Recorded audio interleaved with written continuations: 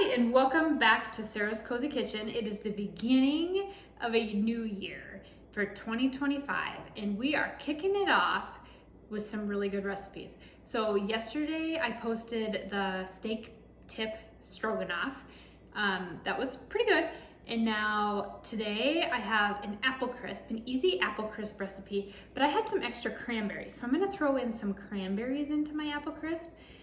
You don't have to put the cranberries in, so just know that that is an option. I'm going to list it as an option in my easy apple crisp recipe.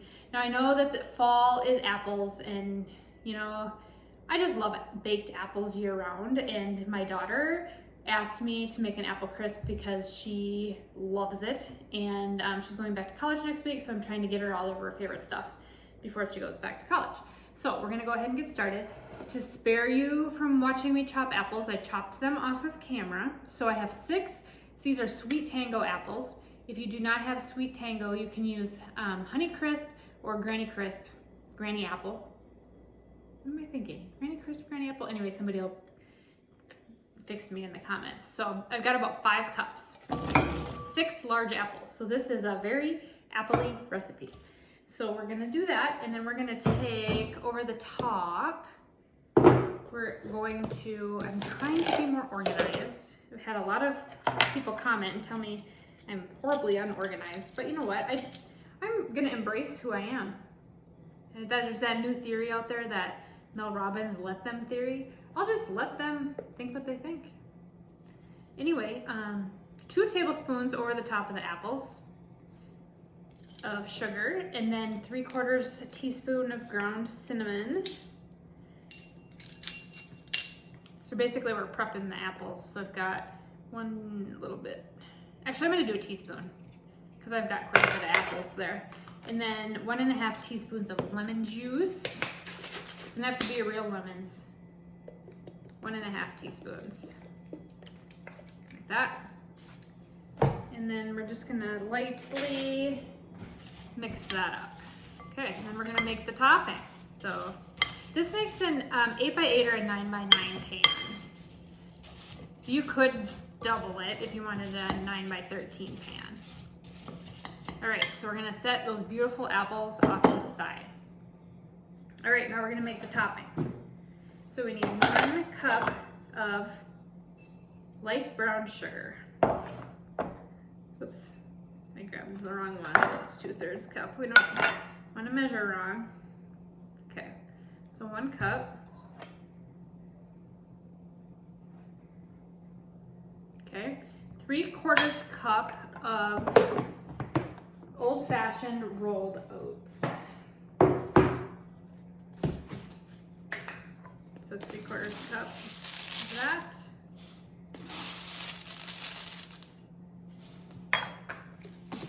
3/4 cup of all-purpose flour.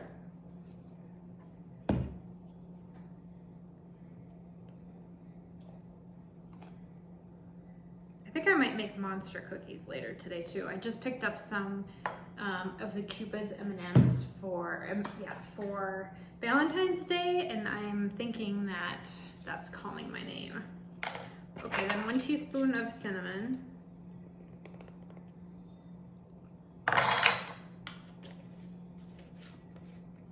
All right, and then we need, I do not put salt in mine because I am using salted butter. So I've got cold, unsalted butter, and I'm gonna show you how I cube this. Let me grab my cutting board.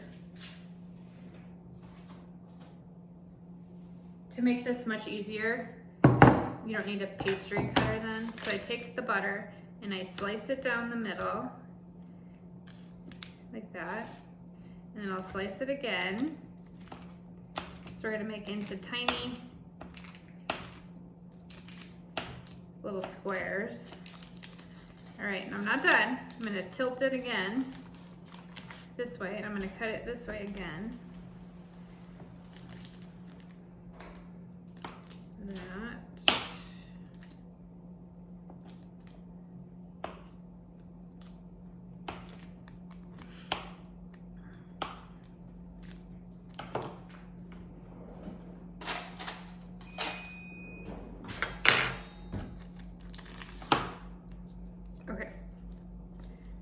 add all this butter to the topping. So it's a half cup.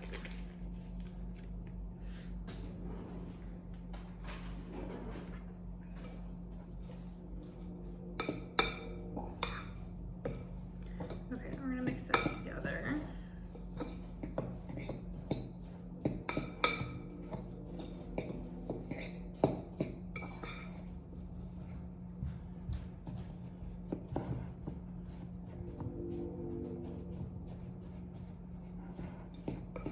Okay, and I take my fork and just kind of press that butter in. So it's the same thing as like a pastry blender.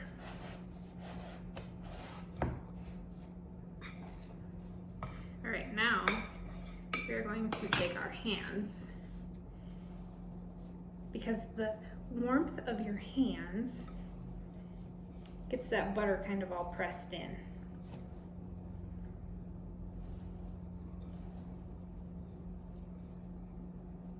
We have some very vitamin D deprived people up in northern Minnesota. We have not had any sun. We've had 1 day of sun last Saturday in, I think, almost 3 weeks.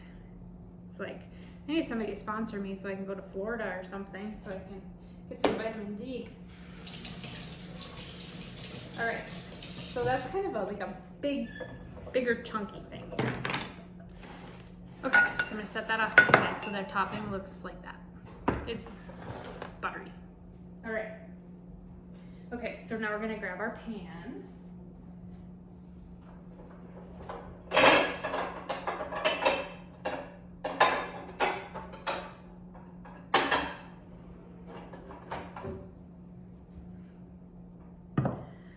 I'm gonna butter it. Sometimes I don't butter it, but because it comes out of this pan really easy.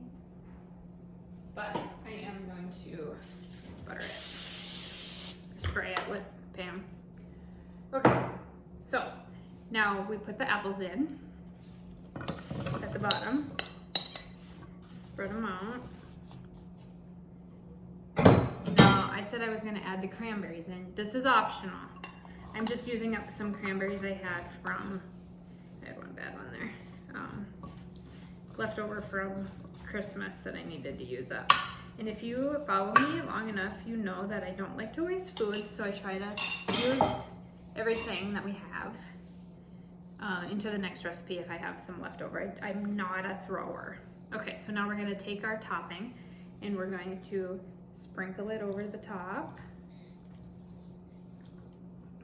and spread it out.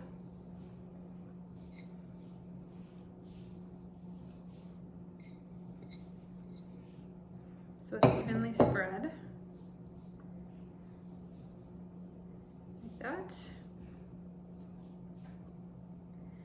Okay, and then we are going to put it in the oven, 350 degrees. And I get to check my recipe that I use. This is my recipe I use all the time, but I cannot remember how long it has to bake. 40 to 50 minutes, which is about standard for an apple crisp. So I'm gonna go ahead and put this in 350 degrees, 40 to 45 minutes. I'll check it at 40. It'll probably take 45, but this is what it looks like before it goes in the oven.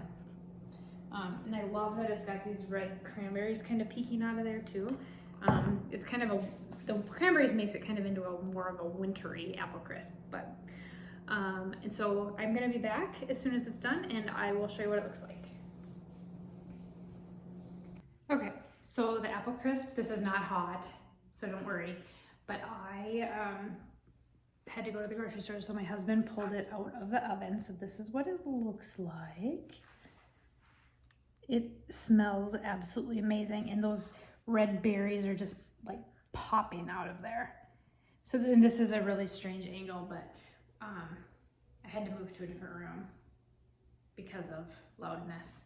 Anyway, so that is my easy apple crisp with cranberries. I think you're gonna love it.